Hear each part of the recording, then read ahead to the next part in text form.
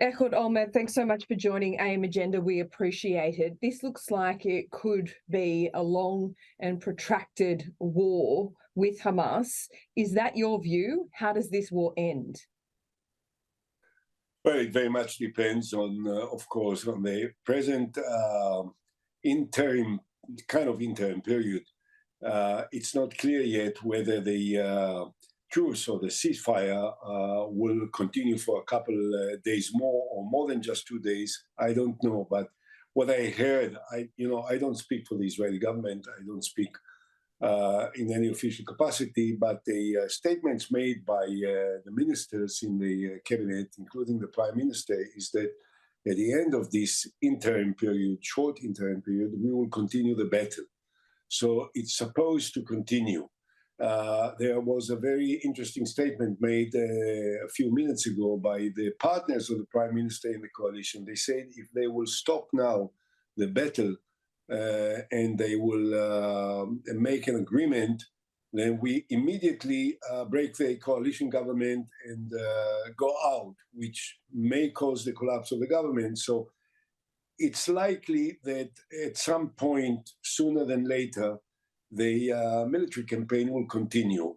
And the question is how much longer it can last before the international community will try to intervene in stopping the Israeli military campaign, and what may be the collateral damage caused that will force the international community, according to their attitude, to try and influence the Israeli government to stop this military battle. What are the chances of destroying completely Hamas? I think that Israel is much stronger militarily, and that it is likely that the Hamas military power will be weakened dramatically. But will it be completely destroyed? I doubt it very much. And that is Benjamin Netanyahu's stated aim, to completely dismantle Hamas. That is a clear military strategic goal. But what no one is talking about what you just mentioned there, is that how can that actually be done? No one in Netanyahu's cabinet, or indeed himself, has explained what Gaza looks like with Hamas destroyed and who takes over. Look, I know that when you look at Gaza, you have a very strong impression of the destruction of the buildings, and it's not a very pleasant sight. There is a problem here which can't be resolved lightly. The Hamas is headquartered in the center of the urban centers of Gaza, of Khan Yunis, of all the urban centers of Gaza, precisely in order to make it extremely difficult to fight against them, because when you fight against them, there is a collateral damage which is devastating to the eyes of the ordinary person everywhere in Australia. Is it devastating to you, Ehud? Is it also devastating to you? It's there, I keep saying all the time, I don't want to argue about the numbers of casualties on the other side, because I don't know the real numbers, and I think that it's blown out of any reasonable proportion. But for me, one person killed who is not involved is too many. I absolutely can't acquiesce with the idea that so many non-involved people are killed.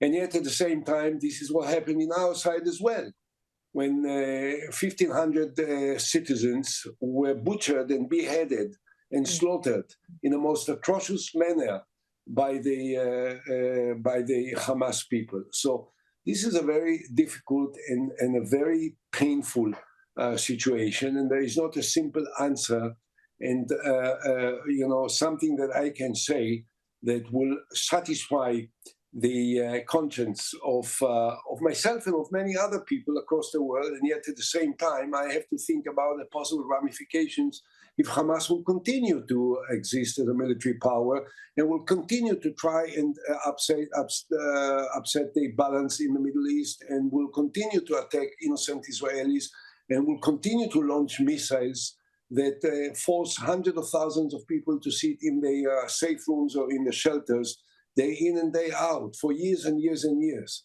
So there is not a simple answer to that, and I understand the sensitivity of many people, although I totally, I'm appalled by some voices that were made in Sydney that called for Jews to go back into the gas rooms. Terrible, terrible.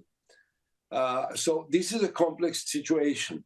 What would Australia do had 1,500 civilians in Sydney or in Adelaide or in any other of your cities would have been slaughtered by terrorists in their homes, in their residence? What would you do?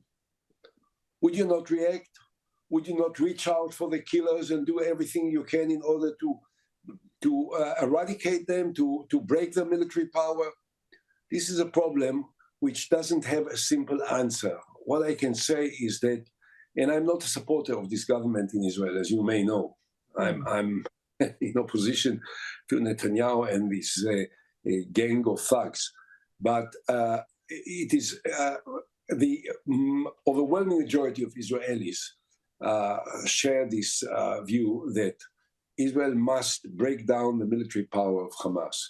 And will try to do it at the minimum cost to non-involved people.